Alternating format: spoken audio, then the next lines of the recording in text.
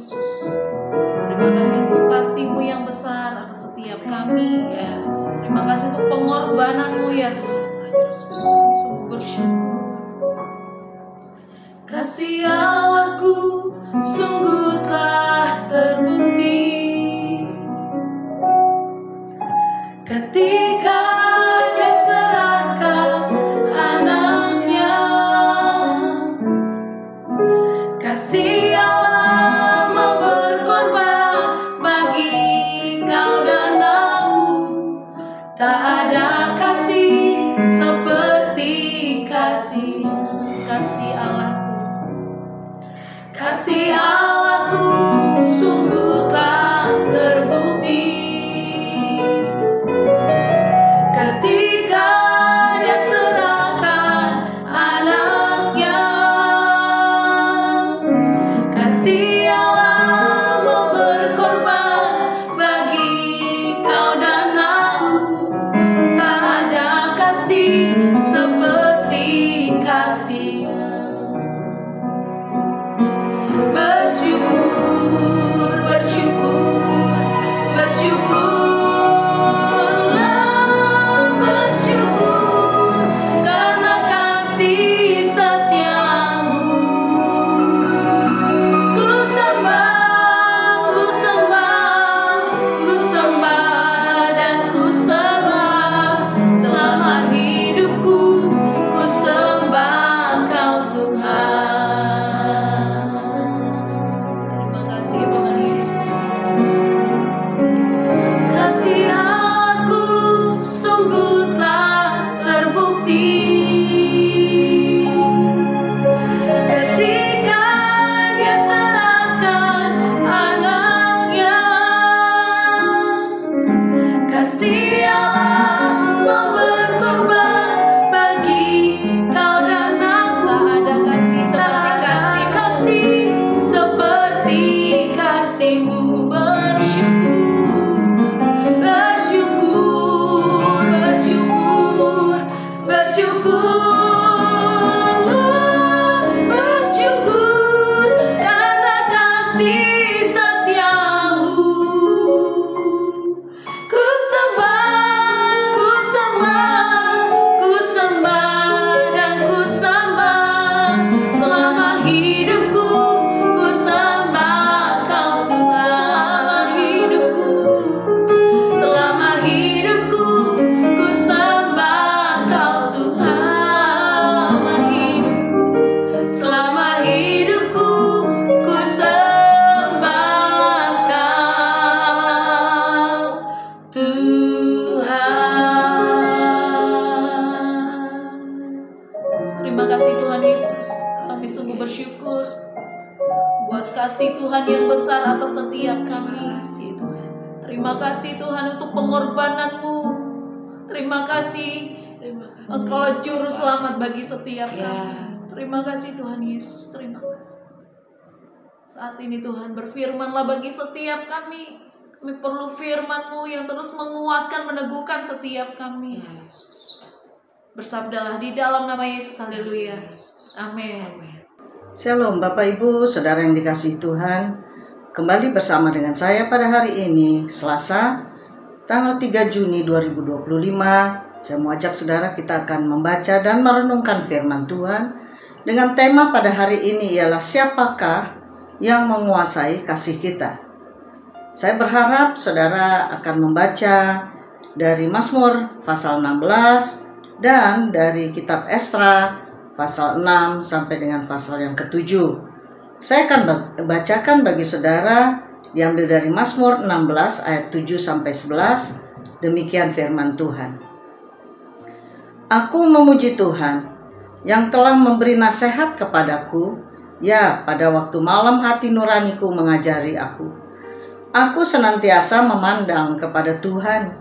Karena Ia berdiri di sebelah kananku, aku tidak goyah. Sebab itu hatiku bersukacita dan jiwaku bersorak-sorak. Bahkan tubuhku akan diam dengan tentram. Sebab Engkau tidak menyerahkan aku ke dunia orang mati, dan tidak membiarkan orang kudus-Mu melihat kebinasaan. Engkau memberitahukan kepadaku jalan kehidupan. Di hadapanmu ada sukacita berlimpah-limpah. Di tangan kananmu ada nikmat senantiasa. Nah, renungan kita saudara pada hari ini memulai dengan pertanyaan. Siapakah yang sesungguhnya menguasai kasih kita? Apakah kasih kita dikendalikan oleh dunia atau oleh keinginan pribadi? Atau apakah kasih kita dikendalikan oleh orang lain atau situasi tertentu? Mazmur pasal 16 adalah nyanyian kepercayaan Daud kepada Tuhan. Dan pada bacaan kita ini, ia mengungkapkan sumber sukacita dan jaminan hidupnya. Perikop ini sedang menjelaskan apa yang dirasakan dan dialami oleh Raja Daud sepanjang masa dalam kehidupannya. Yang pertama, Tuhan sebagai penasehat. Ayat 7, tadi kita sudah baca, "Aku memuji Tuhan yang telah memberi nasihat kepadaku. Ya, pada waktu malam hati nuraniku mengajari aku." Daud sangat mengandalkan Tuhan dalam kasih yang dikendalikan Tuhan, bukan hanya emosional, tetapi juga berakar pada hikmat dan nasihatnya. Waktu malam melambangkan kesendirian Daud yang sedang dalam pergumulan yang berat. Hal kedua, Tuhan sebagai fokus hati. Ayat 8 berkata, "Aku senantiasa memandang kepada Tuhan. Karena ia berdiri di sebelah kananku, aku tidak goyah." Kasih yang benar berpusat pada Tuhan akan membuat hati tidak goyah di tengah guncangan hidup. Siapa yang kita pandang dan tempatkan di pusat hati kita, itulah yang menguasai kasih kita. Yang ketiga, Tuhan adalah sukacita dan keamanan. Ayat 9 berkata, "Sebab itu hatiku bersukacita dan jiwaku bersorak-sorak. Bahkan tubuhku akan diam dengan tentram." Kasih yang dikendalikan Tuhan menghasilkan sukacita, ketenangan, dan kelegaan jiwa. Bukan kasih yang melelahkan atau menekan, tapi kasih yang menyegarkan. Hal keempat, Tuhan adalah sebuah keyakinan akan penebusan. Ayat 10 berkata, "Sebab engkau tidak menyerahkan aku ke dunia orang mati, dan tidak membiarkan orang kudusmu melihat kebinasaan." Ini adalah nubuatan mesianik tentang Tuhan Yesus. Tetapi juga berisi keyakinan bahwa kasih Tuhan menyelamatkan dan memelihara kita.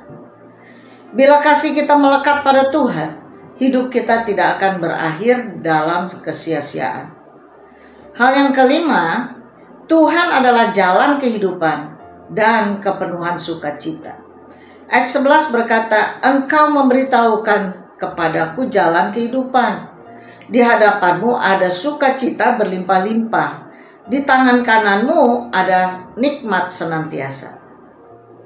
Kasih yang dipimpin Tuhan membawa kita ke jalan kehidupan, yaitu jalan yang penuh arti, tujuan, dan kenikmatan sejati. Dunia menjanjikan kasih yang sementara, tetapi Tuhan memberi kasih yang kekal dan berlimpah. Refleksi kita pada hari ini, saudara. Tanda kasih kita dikuasai oleh Tuhan. Karena itu kita harus rindu mendengar dan mengikuti nasihatnya. Kita harus menempatkan Tuhan di pusat hati kita dan bukan hal lain. Sukacita kita tidak tergantung pada situasi tertentu, tetapi pada kehadirannya. Dengan demikian hidup kita menjadi terarah dan jelas untuk mengejar kehendak Tuhan. Demikian firman Tuhan pada hari ini dan perenungannya. Mari kita berdoa.